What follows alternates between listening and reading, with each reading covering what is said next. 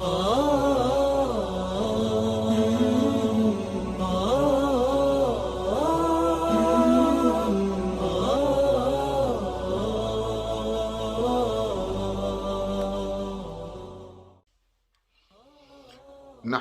ونصلی ونسلم علی رسولہ الکریم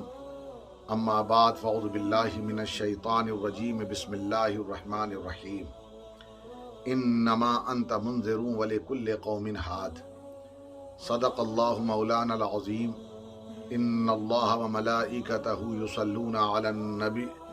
یا ایہا الذین آمنوا صلوا علیہ وسلموا تسلیما اللہم صلی علی سیدنا و نبینا مولانا محمد وعلی آل سیدنا و نبینا مولانا محمد وبارک وسلم صلاۃ و سلاما علیک یا رسول اللہ صلی اللہ علیہ وسلم۔ اللہ تبارک و تعالیٰ نے قرآن مقدس میں ارشاد فرمایا انما انت منذر ولکل قوم ہاد، اے محبوب آپ ڈرانے والے ہیں اور ہر قوم کے لیے کوئی نہ کوئی ہادی ضرور آیا جو ان کی رہنمائی کرنے والا ہوتا ہے یا ہوتا تھا۔ کنز العمال شریف کی حدیث پاک ہے، حضور اکرم صلی اللہ علیہ وسلم نے فرمایا کہ میں منذر ہوں، میں ڈرانے والا ہوں، اور علی ہاد ہیں، ہدایت کرنے والے، رہنمائی کرنے والے، یعنی کہ میرا پیغام، میرے پیغام کو آگے بڑھانے والے حضرت علی رضی اللہ تعالیٰ عنہ ہیں۔ اس حدیث کے ذریعے یہ بات بالکل واضح ہو گئی کہ حضور اکرم صلی اللہ علیہ وسلم نے فرمایا کہ ہر قوم میں پیغام پہنچا ہے انبیاء کرام کے ذریعے، یا انبیاء کرام کا پیغام اولیاء کرام کے ذریعے ہر قوم تک پہنچا۔ حضرت علی رضی اللہ تعالیٰ عنہ کی شان، حضرت علی رضی اللہ تعالیٰ عنہ کا جو مقام ہے وہ، اور حضور اکرم صلی اللہ علیہ وسلم سے جو قرب ہے، اس قرب کا اظہار میرے نبی نے فرمایا۔ دیکھیے حضرت علی رضی اللہ تعالیٰ عنہ کی شان ایسی شان ہے کہ حضرت علی مسجد نبوی میں ہیں، اور حضرت ابو ذر غفاری اس بات کے راوی ہیں۔ حضرت ابو ذر غفاری فرماتے ہیں کہ مسجد نبوی میں ایک شخص آیا، ایک فقیر آیا، اور اس نے مانگا، اور اس وقت لوگ ظہر کی نماز ادا کر رہے تھے، اور اس وقت اس نے مانگا۔ ظاہر سی بات ہے کہ لوگ نماز میں منہمک تھے، تو اس فقیر کی طرف توجہ نہ کر سکے، اور وہ یہ کہتا ہوا جا رہا تھا کہ اے اللہ، تیرے نبی کی مسجد میں میں مانگ رہا ہوں، مگر مجھے کوئی دینے والا نہیں ہے۔ حضرت علی رضی اللہ تعالیٰ عنہ نے اپنے انداز سے حالت نماز میں نماز کو قائم رکھتے ہوئے اشارہ کیا، یعنی اپنی انگلی کو جنبش دی، جس کو وہ سمجھ گیا، اور جس میں آپ کی جو انگوٹھی تھی اسے اشارہ کیا کہ وہ آ کر کے نکال لے، اور وہ فقیر آیا اور وہ انگوٹھی لے کر کے چلا گیا۔ اس بات کی خبر حضور اکرم صلی اللہ علیہ وسلم کو دی گئی۔ حضور صلی اللہ علیہ وسلم بہت خوش ہوئے، اور حضور صلی اللہ علیہ وسلم نے دعا فرمائی اور فرمایا کہ اے اللہ، جس طرح سے حضرت موسیٰ علیہ السلام نے دعا کیا تھا، کیا دعا کیا تھا؟ قال رب اشرح لی صدری ویسر لی امری واحلل عقدۃ من لسانی یفقہوا قولی واجعل لی وزیرا من اہلی ہارون اخی اشدد بہ ازری واشرکہ فی امری۔ حضرت موسیٰ علیہ السلام نے کہا تھا، اے میرے رب، میرا سینہ تو کھول دے، ویسر لی امری، اور میرے کام کو آسان فرما دے، واحلل عقدۃ من لسانی یفقہوا قولی، میری زبان کی گرہ کھول دے تاکہ لوگ میری بات کو آسانی سے سمجھیں، اور میرے ہی رشتہ دار میں سے، میرے خاندان والوں میں سے میرا وزیر منتخب فرما دے، ہارون اخی اشدد بہ ازری، اور وہ کوئی اور نہیں بلکہ ہارون، اور ہارون کے ذریعے تو میری کمر کو مضبوط فرما دے، وہ اشریکہ فی امری، اور ان کو میرے کام میں شریک کر دے، یعنی وہ میرے ساتھ ساتھ رہیں، میرے معاون رہیں۔ حضور اکرم صلی اللہ علیہ وسلم یہ بات فرما رہے ہیں، اور جب یہ دعا حضرت موسیٰ علیہ السلام نے کی تو حضرت موسیٰ علیہ السلام کی اس دعا کے بعد اللہ تبارک و تعالیٰ نے حضرت ہارون علیہ السلام کو ایسا حضرت موسیٰ علیہ السلام کے لیے معاون و مددگار بنایا کہ ایک اور مقام پر ارشاد فرمایا، قال سنشد عضدک باخیک ونجعل لکما سلطانا فلا یصلون الیکما، کہ ہم تمہارے بھائی کے ذریعے، اے موسیٰ ہم تمہارے بھائی کے ذریعے تمہارے بازو کو مضبوط کریں گے اور تمہیں ہم سب پر غلبہ دیں گے، تم دونوں کو سب پر غلبہ دیں گے کہ تم دونوں تک کسی کی رسائی نہیں ہو پائے گی۔ یعنی کہ یہاں پر جب حضرت موسیٰ علیہ السلام نے دعا فرمائی، اللہ نے اس دعا کو قبول فرمایا اور حضرت ہارون علیہ السلام کو حضرت موسیٰ علیہ السلام کا معاون اور مددگار بنا دیا۔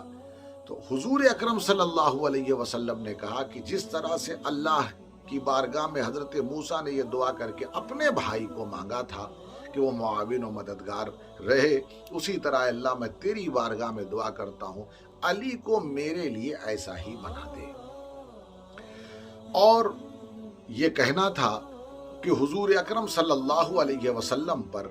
حضرت جبرائیل علیہ السلام آئے کریمہ لے کر نازل ہوئے، حضرت جبرائیل تشریف لائے اور آپ نے یہ آیت کریمہ کی تلاوت فرمائی، انما ولیکم اللہ ورسولہ والذین آمنوا الذین یقیمون الصلاة ویؤتون الزکاة وہم راکعون، بے شک کہ اللہ تمہارا ولی ہے یعنی مددگار ہے، رسول تمہارے ولی ہیں مددگار ہیں، اور وہ ایمان والے جو نماز کو قائم کرتے ہیں اور زکوٰۃ کو دیتے رہتے ہیں یا زکوٰۃ کو دیتے ہیں حالت رکوع میں۔ تو گویا یہ اس واقعے کی طرف بعض مفسرین، سارے مفسرین تو نہیں لیکن بعض مفسرین یہ کہتے ہیں کہ اس سے مراد حضرت علی رضی اللہ تعالیٰ عنہ ہیں، کیونکہ حالت رکوع میں حضرت علی نے، یہ ان کی انفرادیت تھی، وہ اس معاملے میں اکیلے تھے کہ جنہوں نے حالت رکوع میں اللہ کی راہ میں خرچ کیا، یعنی کہ اللہ کی راہ میں دیا، وہ انگوٹھی جو دیا اللہ کی راہ میں۔ تو اس چیز کو حضرت علی رضی اللہ تعالیٰ عنہ کو اس آیت کا مصداق اور اس کی یعنی وہ لوگ جو ایمان لائے اور نماز کو قائم کیا اور زکوٰۃ دیتے ہیں یا نماز کو قائم کرتے ہیں یا زکوٰۃ دیتے ہیں حالت رکوع میں، تو یہ ترجمہ اگر کیا جاتا ہے تو اس سے مراد اس کا مصداق وہ حضرت علی ٹھہرتے ہیں۔ اور اگر اس کا ترجمہ کیا جائے الذین یقیمون الصلاۃ، کہ وہ جو ایمان لائے جو نماز کو قائم کرتے ہیں، ویؤتون الزکاۃ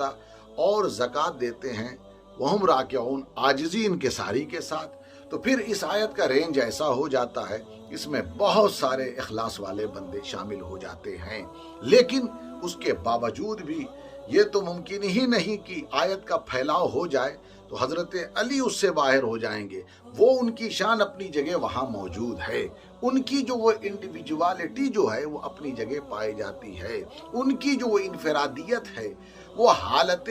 رکوع میں اس فقیر اس گداگر کو دینے والی وہ اپنی جگہ پائی جاتی ہے۔ تو گویا حضرت علی رضی اللہ تعالیٰ عنہ کے لیے یہ بات جو میں آپ کے سامنے بیان کر رہا ہوں، یہ بات نور الابصار میں لکھی گئی ہے اور اس کو میں نے آپ کے سامنے پیش کیا ہے تاکہ یہ پریشان نہ ہو کہ یہ حوالہ کہاں ڈھونڈا جائے گا۔ نور الابصار فی مناقب آل النبی المختار۔ تو یہاں تک تو بات آپ کے سمجھ میں آئی کہ حضرت علی کی انفرادیت کہاں کہاں پائی جا رہی ہے۔ ایک انفرادیت یہ ہے کہ علی ہاد ہیں، یعنی یہ قرب سمجھایا گیا، بہت سارے اولیاء اللہ ہدایت کرنے والے، رہنمائی کرنے والے، لیکن حضرت علی کا تذکرہ کر کے رسول نے اپنے ساتھ حضرت علی کا قرب سمجھایا، اور پھر وہ مثال دی کہ حضرت ہارون کی طرح بناتے، جیسے حضرت ہارون ساتھ تھے حضرت موسیٰ علیہ السلام کے، اسی طریقے سے حضرت علی رضی اللہ تعالیٰ عنہ بھی ساتھ تھے۔ یہ الگ بات ہے کہ حضرت ہارون علیہ السلام وہ نبی تھے۔ اسی لیے حضور اکرم صلی اللہ علیہ وسلم جب غزوہ تبوک کے موقع پر حضرت علی کو مدینے میں چھوڑا اور یہ فرمایا کہ تم یہاں پر مدینے کے لوگوں کا خیال رکھو، تو حضرت علی رونے لگے۔ آپ نے فرمایا کہ آپ مجھے عورتوں اور بچوں میں چھوڑ کر جا رہے ہیں؟ تب حضور نے فرمایا، دیکھیے حضور نے ساری بات کو واضح فرما دیا، اما تردا ان تکون منی بمنزلت ہارون من موسیٰ، کیا تم اس بات پر راضی نہیں ہو کہ تمہارا میرے ساتھ وہ قرب، وہ تعلق ہے جو حضرت موسیٰ علیہ السلام کو حضرت ہارون سے، حضرت ہارون کو حضرت